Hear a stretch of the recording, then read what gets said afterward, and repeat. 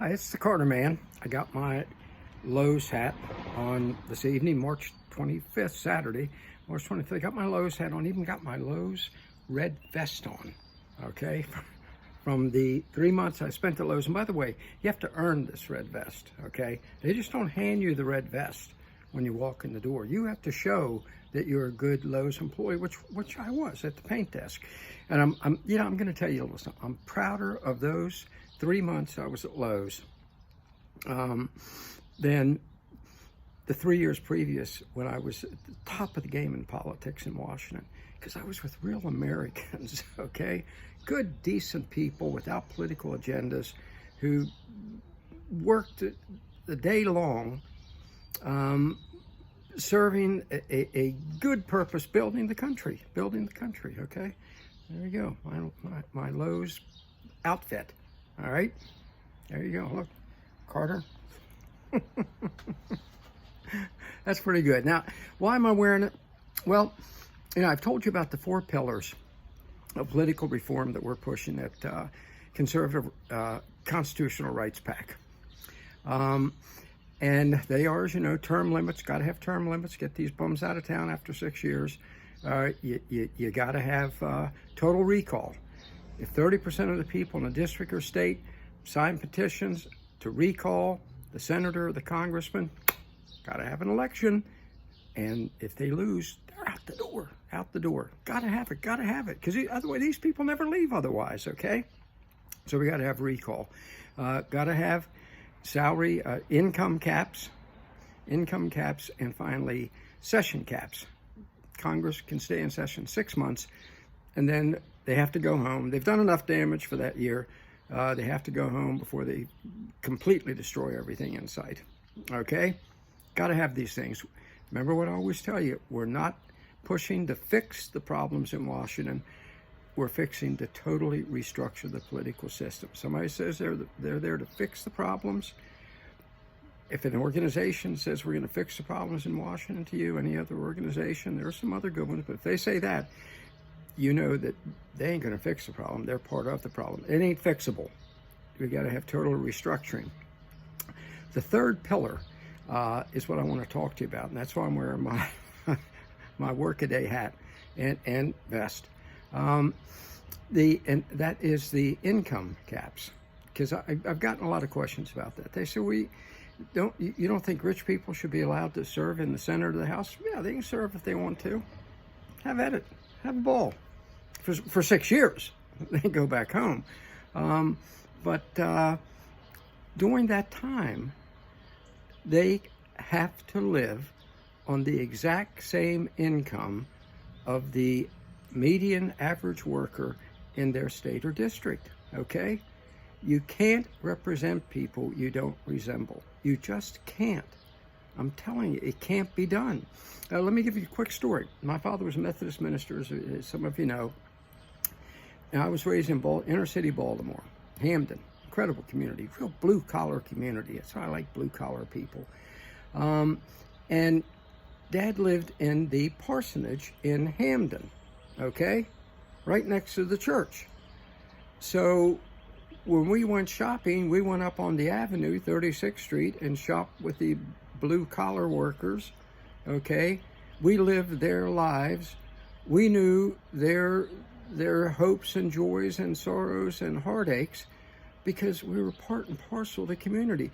We didn't say, okay, my dad didn't say, okay, I'll preach here in Hamden, but I'm living up in Roland Park, the wealthy area that was adjacent to Hamden. No. When Dad walked up on the avenue, he ate at the El Paso, like all the other blue-collar workers. He shopped at Huffman's grocery store, the whole 9 yards. Because you got to resemble the people if you want to represent them, or in his case, preach to them, okay? Be one of them. That's what I'm saying. Well, let me give you an example. If let's say Mitt Romney, who's worth 100 million or so, wants to run around in these kind of shoes, okay? Can you believe that price tag? $30,000. Now, I'm not saying he wears those shoes, but yeah, I'll bet you his are pretty expensive. I'll bet you they're pretty expensive. You know the old thing about you got to walk a mile in a person's shoes? There ain't too many Americans walking a mile in those shoes or anything resembling them, but I'll bet you Mitt Romney does, though. I'll bet you Mitt Romney does. I'll bet you, as a matter of fact, there's not a member of the House or Senate. We know the average net worth of a senator is $7 million, and half the members of the House are millionaires. I bet none of them walk in those shoes, okay? Well, if you don't walk a mile in those shoes, you probably don't know too much about the people who do. I'm sorry. Again, if you want to represent people, you have to be able to identify with them, know what they're going through in their daily lives, particularly when you, as a politician in Washington, passing all these ghastly bills, are inflicting most of the problems they're having on them. Well, let me give you another example. Here is the home of Representative McCall, Michael McCall, down there in the 10th District of Texas.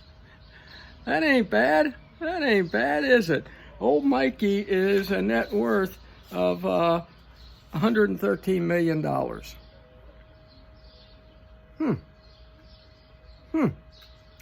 By the way, he married into it.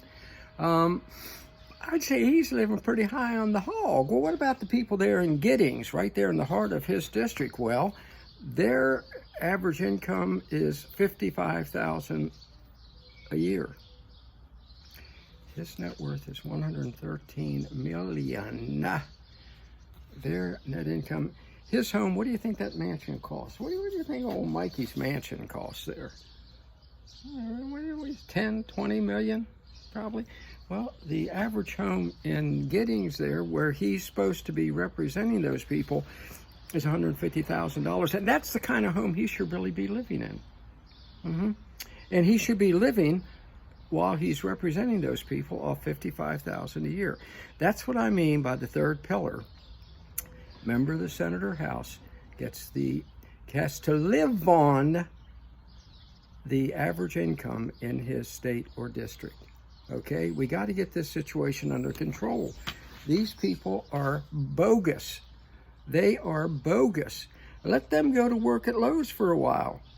Let them see if they can earn a red vest, okay? So they can see how real people live. They're out of touch, and they are beyond caring about being out of touch because they don't want to live like the rest of us. Well, when we have our way, and we are going to win, and we are going to win on those 4 pillars, and we're going to enforce them. Mark my words, okay? We're not going to stop until it happens. I want to hear any of their claptrap about, well, there are certain rules. There are no rules in government. There are no... Government is whatever the politicians say it is at any moment. You think not?